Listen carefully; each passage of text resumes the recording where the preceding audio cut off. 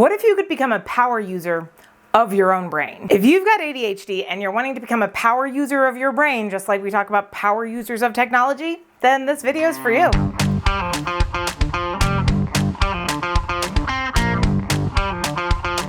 So I've started to talk a lot more about the fact that the ADHD brain is basically like a separate operating system. We've all been told we're operating on like an iOS, but we're actually over here on an Android, or vice versa, whichever one you prefer. But the reality is we can figure out which version we're on. We can start to learn all of the tips and tricks and shortcuts and tools to become power users of our brains, and then the sky is the limit. And my goal is to give you some tools, some hacks, if you will, although I kind of hate that term, that will help you thrive personally and professionally by leaning in and embracing your ADHD. A brief explanation of the ADHD brain, just in case you haven't been watching a whole ton of videos on this. The ADHD brain on a neurobiologic level is basically dopamine seeking, novelty driven, and is just sometimes overwhelmed by complexities. And if that is starting to sound a little bit familiar, then that's great. This is perfect for you. My number one hack for working inside of the ADHD OS is to understand that when we gamify things, we get so much more engagement out of ourselves. It's not hard to turn sometimes boring tasks and things we may not always want to do into games with rewards and challenges and time constraints. This is sometimes why saying I only have 15 minutes to do this can be a real motivator for people.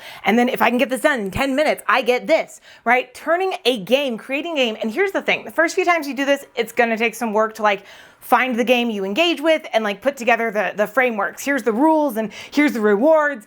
But once you start to do this, something really cool happens. What's that cool thing? Well, our brain engages at a level it was not engaging at before. Our brains have a tendency to end up being a little bit overstimulated, so they tend to underengage sometimes.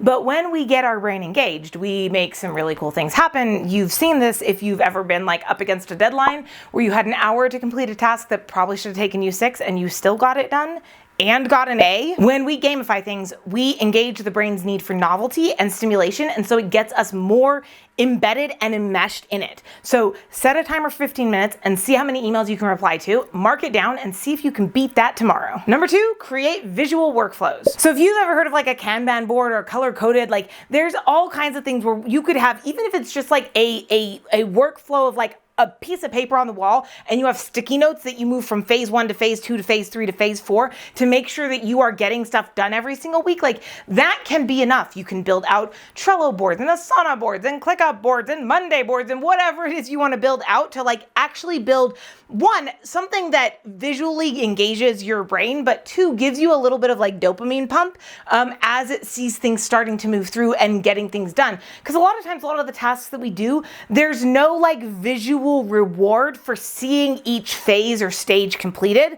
This creates that, and once again gets us more engaged and more excited because there is a small dopamine boost on the other side. Number 3, leverage hyperfocus wisely. So hyperfocus is definitely like Superman's super strength. Overdone, it absolutely will crush people, but used wisely, it's absolutely amazing. And if you've done any studies into flow state, you know that one of the keys about getting into flow state, which is this place where we're like knocking stuff out like crazy and we're losing track of time and it's great.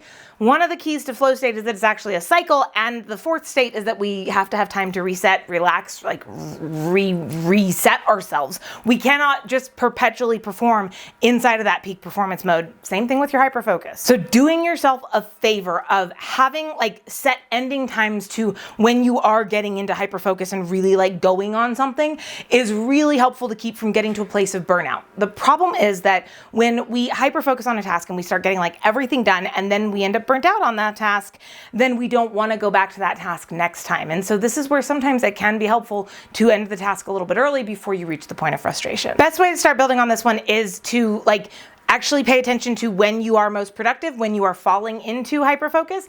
And 1, put the tasks that you know are most important into those magical like phases of your day. If you know you get a lot of stuff done in the mornings, make sure your mornings are focused on tasks. Leave meetings for the afternoons. If you know that you tend to get distracted in the mornings, go ahead and run meetings in the mornings and leave your tasks for the afternoons. But you're gonna have to start paying attention to yourself to figure out where your magic moments are throughout the day. And I know the automatic response is, well, Stephanie, they're all over the place. If you'll start tracking them, I guarantee you'll start to find some trends. Hack number 4, lean into accountability. But here's the key with accountability for us.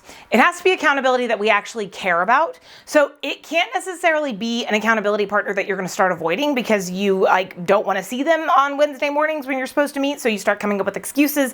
It has to be some sort of accountability that is, one, going to actually come for you, and two, you actually care about not letting down. I remember last year I had a group ask me once, like, Stephanie, what can we do to hold you accountable to complete XYZ task? And I looked at them and in a very classic ADHD moment, I just said the words that popped into my brain, which was, you can't, I don't care what you think of me.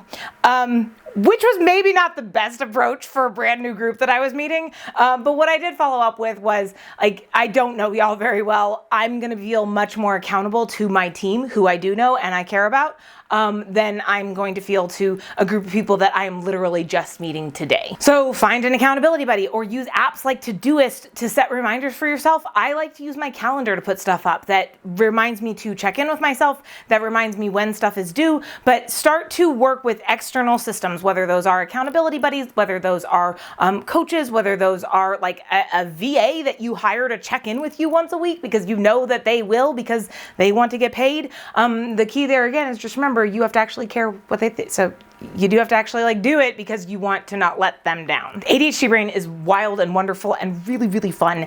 And when we can start to learn to lean in and, lean into these, again, I don't love the term hacks because it's kind of been like overrun, but these things that our brain like works really well with, like gamification, visual workflows, leveraging hyperfocus, externalized systems, like we can really start to make something magical happen.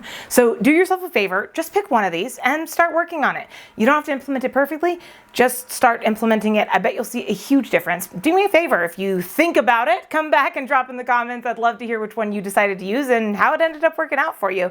And if you found this helpful, don't forget to send it out to a friend that could use the same thing, and like and follow because we drop more of these kinds of videos all the time.